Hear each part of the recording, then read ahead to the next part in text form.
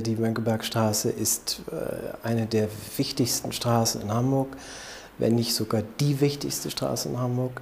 Es gab einen internationalen Wettbewerb, die Straßenbeleuchtung zu erneuern, zeitgleich mit dem Ziel, der Straße ein besonderes Flair zu geben, was mit Licht natürlich möglich ist. Dare presenza al spazio urbano, far capire a chi va a visitare questo luogo e fare gli acquisti che si trova non in un shopping center, ma in un luogo preciso. Zeitgleich ist die Leuchte so intelligent geworden durch die Gestaltung auch des Designers Thorsten Fritze, dass sie mehrere Funktionen bekommen hat. Sie macht einerseits die Beleuchtung der Fahrbahn, sie kann aber auch den Bürgersteig beleuchten und sie kann die Fassaden aufhellen. Ci voleva un tipo di apparecchio multifunzionale che era in grado di rispondere a tante esigenze diverse. Ci voleva una piattaforma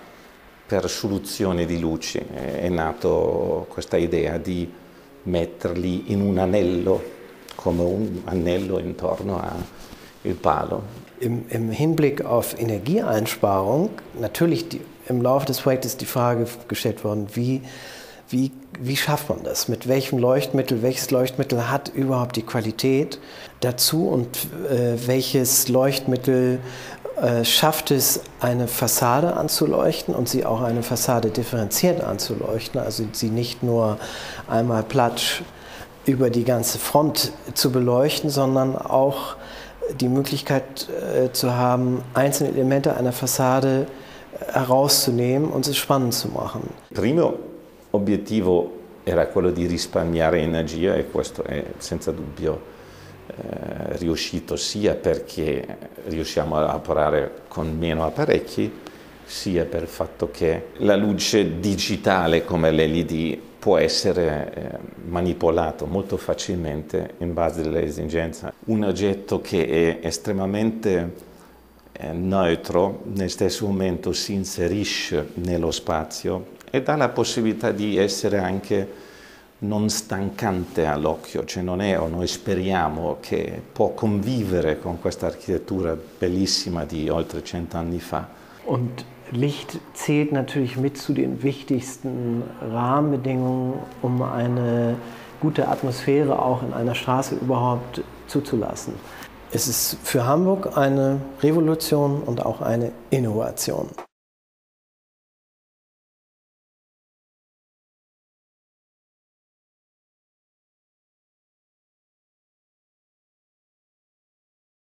C'est un concours pour la mise en lumière, c'est-à-dire la rénovation de l'éclairage public, et l'économie réalisée en termes énergétiques de la réalisation de cet éclairage public permettait de faire un parcours lumière ou de faire une animation, une mise en valeur en lumière de plusieurs bâtiments de la ville. Déjà, on est dans une ville qui historiquement est assez chargée, puisque Beaune c'était la ville des ducs de Bourgogne, enfin qui ont une importance quand même assez grande en France. Alors, le projet par lui-même, j'ai essayé de garder la sensation en restituant ce projet que j'avais eue la première fois où je suis allé dans la ville, quand j'ai découvert la ville. C'est-à-dire cette découverte de plein de bâtiments incroyables. Il y en a partout, il y a une architecture formidable dans la ville. Et ce côté promenade, douceur de la ville, et de retrouver ça dans le parcours lumière, pour raconter l'histoire de la ville et pour offrir aux touristes quelque chose qu'ils ne connaissaient pas ou leur donner l'envie d'aller dans certains sites. On a fait des vidéoprojections qui racontaient l'histoire des bâtiments sur lesquels elles étaient projetées. La projection vidéo sur l'architecture a une narration particulière, c'est-à-dire qu'elle n'est pas séquentielle, c'est-à-dire qu'on ne peut pas raconter une histoire comme dans un film ou voire même dans un clip vidéo, qui est quand même beaucoup plus décousu souvent.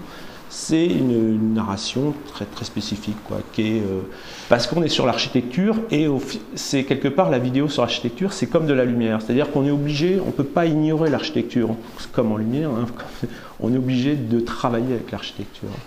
C'est-à-dire que la ville de Beaune est une petite ville, les bâtiments sont très proches les uns des autres, les rues font 10 mètres de large et on est très près des bâtiments, ce qui me permettait de travailler avec du LED qui sont des sources douces, et je gardais cette proximité avec cette mise en lumière, c'est-à-dire travailler avec des projecteurs qui me permettaient d'être discret, de pouvoir les intégrer le maximum dans l'architecture et en les voyant pratiquement pas, et que quand on passe à côté du bâtiment, sa mise en lumière est douce et évidente. À partir du moment où on a des outils qui sont appropriés à dessiner de la lumière, on peut se permettre que chaque bâtiment crée sa propre lumière.